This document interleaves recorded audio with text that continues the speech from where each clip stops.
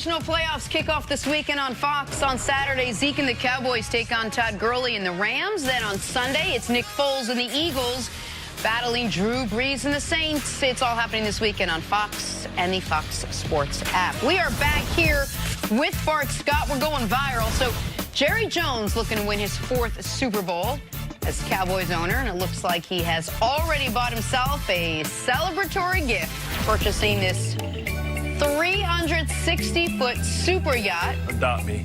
For a mere $250 million, $110 million more than he spent on the Cowboys back in 1989. And it comes with the music all. It's got a beach club on it.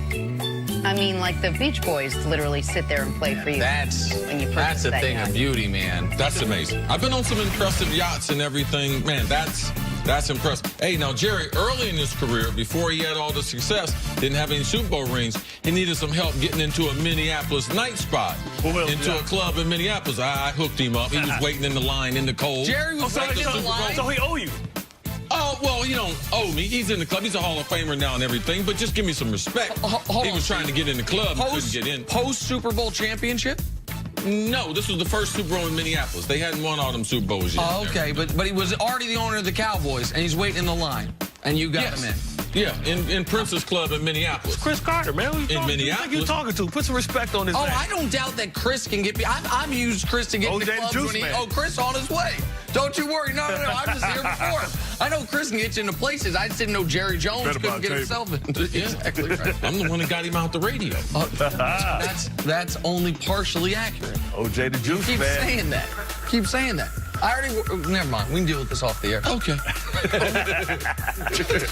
Hey, Bart Scott, let's stick with the Cowboys, who have already exceeded expectations, and don't tell that to Dak Prescott, despite winning his first playoff game last weekend, the one which earned this team a trip to their first NFC title game since 1995.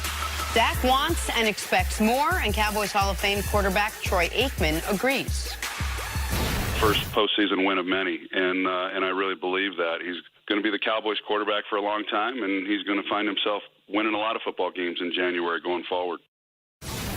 It's a big statement there out of Troy Aikman. What do you think, Bart? Is he right? Has Dak already proven that he's the right guy to lead the Cowboys into the future? He's just like, I don't know. He's good, but he's not great, and his ceiling isn't that high. He does some things that Why isn't he great? What's the?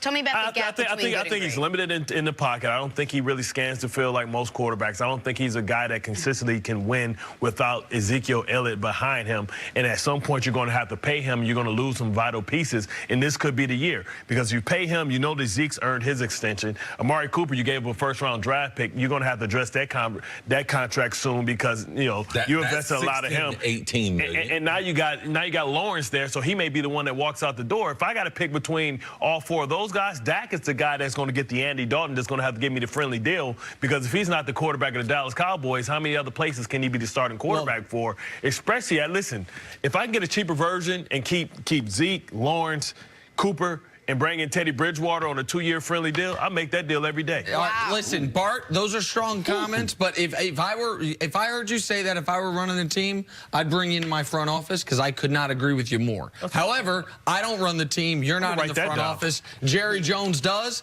and Jerry Jones is about to split Dak Prescott off with what I'll call half a yacht. About $125 million of that $250. That's what's coming.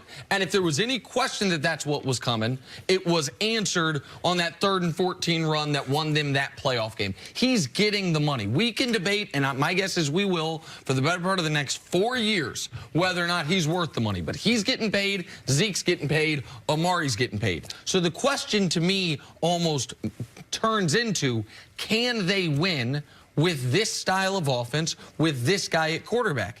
And they have shown they can in a limited fashion, as long as what we saw from him on Saturday, wasn't it, becomes a bigger part of his game. He has to use his legs more. He has to use his power more. And he, next year, has to be better about not taking critical sacks. Those things, because I don't think in one offseason he's all of a sudden going to become a dominant down the field passer. He has to take the best parts of his game and turn the A-minuses into A-pluses, I think, rather than focus on the C-plus and trying to turn it into an A, because I think that might be too much for him. You said you don't think that's going to happen in one offseason. Is that something that can happen to a quarterback? Can you all of a sudden turn into a great pocket passer, an accurate pocket passer, if you didn't start off that way? Well, we can only go to the best of the best. Tom Brady, well, there's a reason why he was drafted in the position he was drafted in. Number one was he didn't have the body. He didn't have the resume in college. And he didn't have the type of arm strength.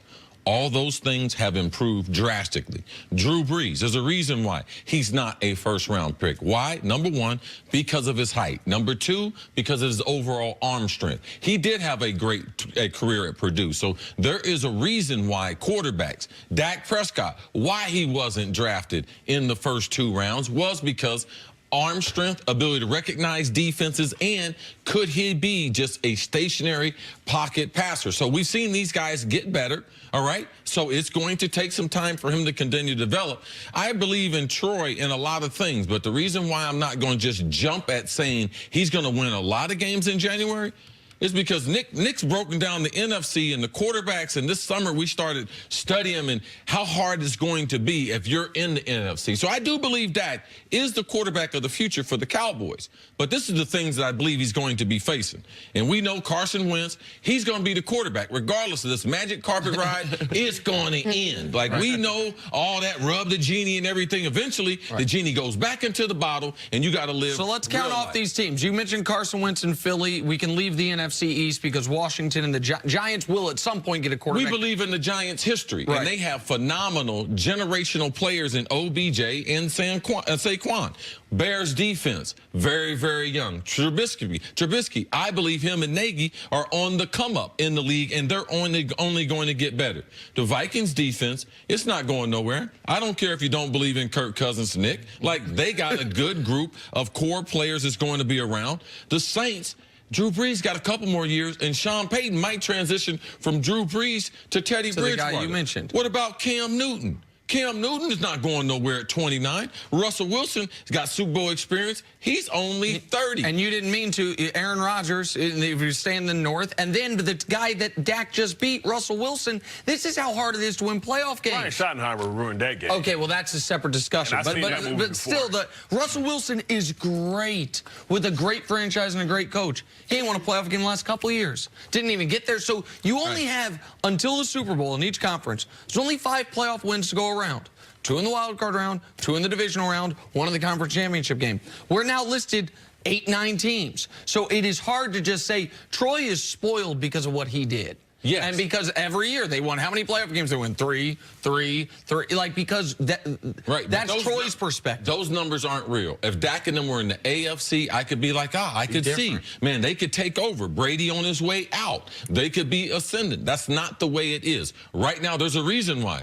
The last quarterback for the Dallas Cowboys, he won 2 playoff games. Dak is already, now Dak will pass him. Dak's halfway there with 1. But the business in the NFC, it's only going to get tougher. I'm glad the Cowboys do have their quarterback, but he better continue to develop like the best that we've seen. And the fact that he's a 4th-round draft pick means that, you know, they have to address that contract in 4 years, not 5. And the new model of how to win in this league is to have a young quarterback, be able to get hired guns around him, and he's going to lose some of those weapons. They're going to have to pay Jalen Smith eventually. Van Der Esch is right behind him. You know, and they're probably going to get some salary cap relief because they're going to let Sean Lee go. Yeah. They're going to be able to get some money back from that contract. But you letting Lawrence walk out the door is a big mistake because I think he's a transcendent talent. Can't they just franchise him? Because it worked really well with Lev Bell. I thought, like, the way that ended was... Hey, Bart, thank you so much for hanging with us. But what? Can I come back tomorrow, please? Yes, you can. So I can come back on this We'll break down Sean Payton's motivational techniques next. Done first. He's on his way. He's on his way to a player hater's ball. Black nasty. Hate my gums because they're black.